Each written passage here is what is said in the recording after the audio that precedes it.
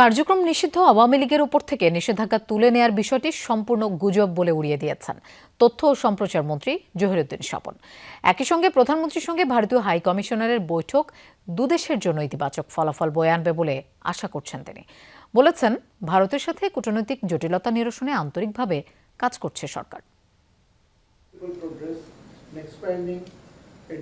আন্তর্জাতিক যুব দিবস উপলক্ষে রাজধানীর ফরেন সার্ভিস একাডেমিতে যুব ও ক্রীড়া মন্ত্রণালয়ের অনুষ্ঠান, যাতে যোগ দেন মন্ত্রী, প্রতিমন্ত্রী সহ বিদেশি কূটনীতিকরাও।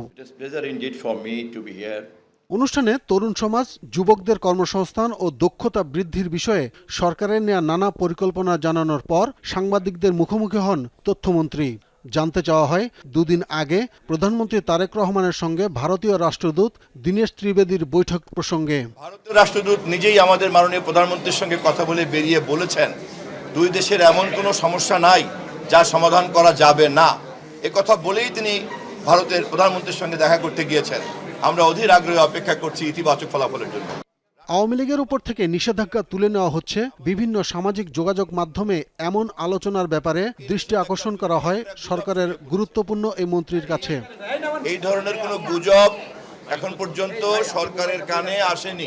যে গুজব কানে আসে নাই সে বিষয়কে আমরা এখন পর্যন্ত কগনিজেন্সে নিতে চাচ্ছি না। ওদিকে ভারতীয় প্রধানমন্ত্রী নরেন্দ্র মোদীর সঙ্গে হাইকমিশনার দীনেশ ত্রিবেদীর বৈঠকের পর সংবাদ সম্মেলন করেছেন দেশটির পররাষ্ট্র মন্ত্রণালয়ের মুখপাত্র রণধীর জয়সওয়াল। জানান, প্রধানমন্ত্রী তারেক রহমান ভারত সফরে যাবেন বলে আশা করছেন তারা। দ্বিপক্ষীয় সফরের জন্য আমরা আমন্ত্রণ জানিয়েছি। সেই সঙ্গে দিল্লিতে অনুষ্ঠেয় ব্রিক্স আউটরিচ সেশনে অংশগ্রহণের জন্য আমন্ত্রণ জানিয়েছি।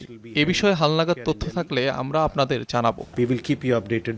তবে প্রধানমন্ত্রী তারেক রহমান শেষ পর্যন্ত দিল্লি যাবেন কিনা সে বিষয়ে এখনো কোনো সিদ্ধান্ত জানায়নি বাংলাদেশের পররাষ্ট্র মন্ত্রণালয়।